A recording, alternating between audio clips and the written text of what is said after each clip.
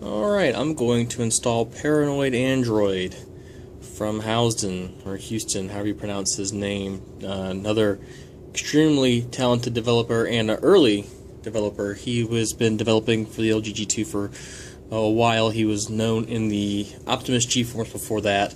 A lot of his kernel fixes have been implemented in other ROMs as well. Let's go back through here. So we're just going to boot to recovery. I've already downloaded the files needed.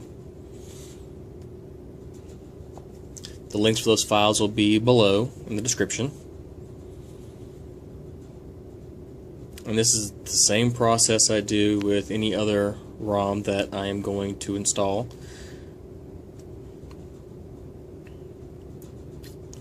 I already have a backup on here in case I need to go back up, so always back up first. In my case, I already have a backup ready to go. Alright. Just because I can, because it's just that fast. Why not? Alright, and go over here and install. Find the file that I downloaded, which is going to be called PA D800 4.0 Beta4 2014-0207 zip. Add another one. Now I'm going to add my Google Apps. I'm using the PA Gaps Modular Full 2014-0207. Right. And I've never had a problem losing root with the Paranoidandroid ROM on the G2, so I'm not going to bother with Super User. We'll pause this. Well, you know what? We'll actually just let it play through because it's going to install rather quickly. And last time I said I was going to pause it, I saved maybe 30 seconds. See, done. Now we're going through the gaps, and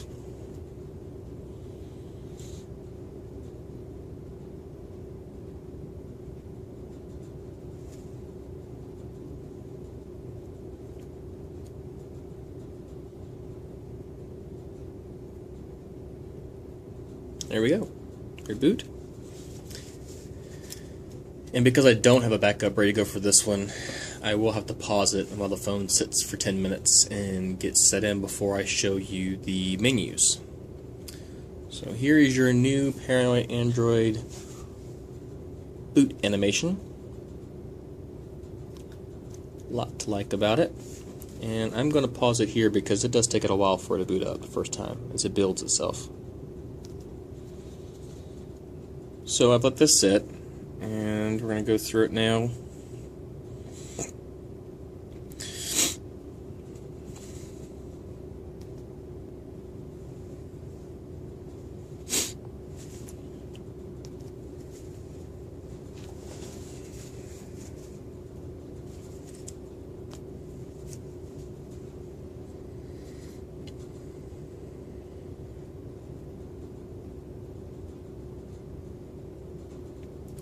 Wi-Fi is a bit slow. I'm in the middle of uploading a video, so that's why that's taking a little bit. There we go. Not to mention the Wi-Fi here where I'm at is not that good anyways. It's decent. It's enough. Alright. This is the Google Experience Launcher, and then Launcher 3 I generally use, and I always use, the Google Now Launcher is part of the reason why I enjoy these KitKat ROMs. Okay, so that's what we get presented with first.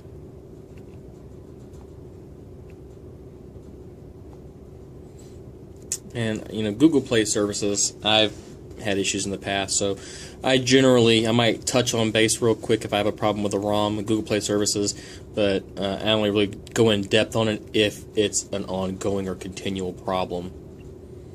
Looks like Wi-Fi turned itself off too. Oh, there it goes. It's interesting. So we're going to go into settings here. Show you what you have to choose from here. I know generally, no. Okay.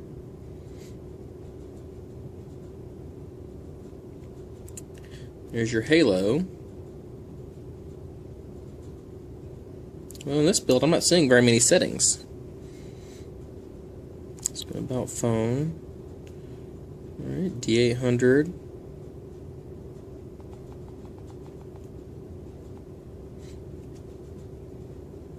Got your performance. Okay, so that didn't scale down like it sometimes does. Scroll through here again. There's your halo. Display calibration, double tap to sleep. Okay. Buttons. Volume button to wake.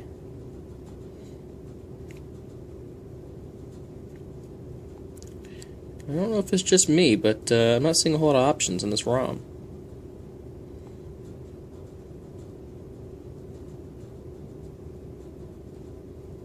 But you have Halo, so there you have it. That's Paranoidandroid Beta 4.